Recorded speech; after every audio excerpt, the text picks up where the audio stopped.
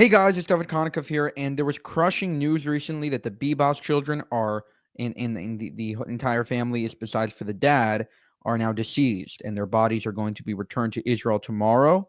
I wanted to check out this clip. I want you to watch it of Sky News Australia anchor Chris Kenny describing the horror of the Bebas family very, very emotionally. Check it out. If you need any clarification about the horrors of the Middle East conflict and the absolute heartlessness, brutality, and depravity of the terrorists of Hamas and their supporters, then it comes today in the form of an announcement from that bloodthirsty Islamist extremist outfit.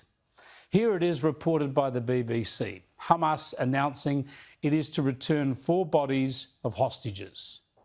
Hamas says it will hand over the bodies of 4 hostages on Thursday, including the 2 youngest people held by the Palestinian armed group. The group's negotiator, Khalil al-Hayya, said the bodies to be released would include those of the Bebas family, Shiri, and her young children, Kafir and Ariel, who were aged 9 months and 4 years when Hamas kidnapped them during the 7th of October 2023 attack. The dead bodies of this young mother and her 2 infant sons are to be returned. This is the horrific news we have been dreading since the very first hours of this trauma. This abomination more than 16 months ago. That's when we saw video footage filmed by the terrorists or the Gazan civilians supporting them as they took Shiri Bebas hostage, as they kidnapped her at gunpoint, along with little Kafir and Ariel, as she clung desperately to them. We don't show you that vision because the family in Israel finds it too distressing. There they were, alive and healthy, when taken by these monsters. Now they are dead. This has long been suspected. They may have been dead for over a year. However they died during this conflict, they are only dead because these evil terrorists kidnapped them. So Hamas killed them. They are only dead because Hamas and its supporters considered that apart from slaughtering and defiling innocent men, women and children, it was also okay to take a mother and her 4-year-old and her 9-month-old sons, take these children hostage to keep them as human shields while they committed their atrocities and deliberately incited their horrible and pointless war.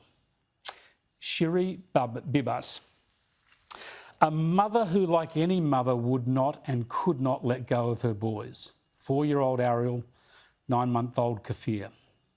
Surely the youngest hostages and now victims, adding to the Hamas death count.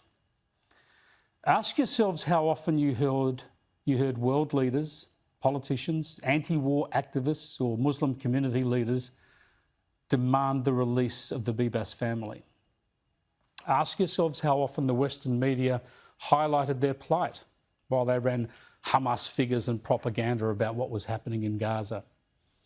Ask yourselves how an organisation that commits crimes against humanity such as this, day after day for more than 500 days, deserves any support or any justification in public debate, in public protests, or in diplomatic negotiations.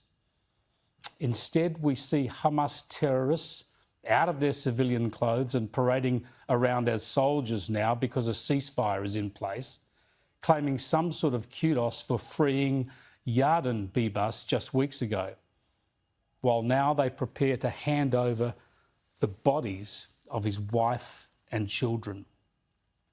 These cowardly barbarians deserve no mercy. Hamas needs to be eliminated and destroyed, not negotiated with. Now they trade the bodies of kidnapped children to get their own terrorists out of Israeli prisons. They can sink no lower. The actions of humans cannot be more hideous. It is believed that Hamas continues to hold 36 living hostages and 34 dead bodies. It's for those hostages I wear this badge. And they'll continue to trade these living people and dead bodies in these repugnant deals. And in the streets of our cities, activists regularly chant their support for Hamas. Little wonder many of us feel that Western civilization is in decline. Wow, powerful words from Chris Kenny there. And I think that he may have missed part of the point. I think that the main point here is that Israel has to rely only on itself. And the idea that the international community will come out and help it and help the Jews has long been debunked. If Israel wants these hostages back alive, they need to stop negotiating with terrorists, and he did hit on this a little bit, and start killing the terrorists. And we need more clear leadership from Israel, and we need a clear mode of action to really eliminate Hamas and not, make deals with them. For more, subscribe to the channel. If you want to help us make more of these videos, you can go to buymeacoffee.com/JewishUncensored and